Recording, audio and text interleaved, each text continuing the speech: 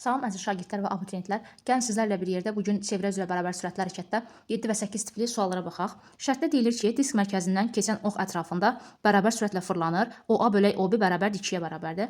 Baxın, OA məsafəsi A nöqtəsinin çevrənin mərkəzindən olan radiusuna bərabərdir. OB isə B nöqtəsinin çevrənin mərkəzindən olan radiusuna bərabərdir. Deməli, onda OA bölək OB-miz A nöqtəsinin radiusunun R-dən və A nöqtəsi dediyim üçün indeksə bir A yazıram.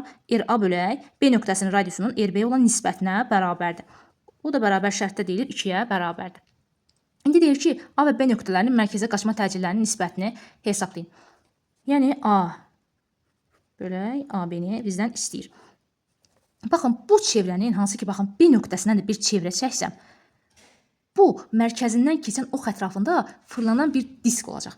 Çox vaxt şagirdlər buna iç-içə çevrələrdə deyirlər. Hansı ki, belə halda, bu hallarda bizim A nöqtəsinin, B nöqtəsinin periodları, T-ləri, tezlikləri, ondan sonra dairəvi tezlikləri, bunlar hər biri T-dir, N-dir, omeqadır, kiçik T-dir, ondan sonra böyük N-dir, dövrlərin sayıdır. Bunların hər biri konstant olur, sabit olur. Yəni, B nöqtəsinin, A nöqtəsinin hər birinin T-si də, N-i də, omeqası da, kiçik T-si də, böyük N-i də bir-birinə bərabərdir.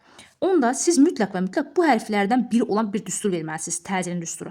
O da çox vaxt omega ilə olan düsturu versəz, sizə daha asan olar. A bərabərdir, omega kvadratı, vuraq R-dir, bildiyiniz kimi. Burada omega sabit olduğu üçün üstdən xətt çəkin. A ilə R necə asılı oldu? Düz asılı oldu.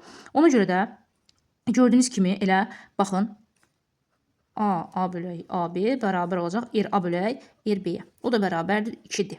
Amma 8-də baxın, TA bölək TB-ni istəyir. Mən dedim axı, böyük T-lər, periodlar bərabərdir. Onda əlbəttə ki, bərabərə böləndə nə qalacaq? 1 qalacaq.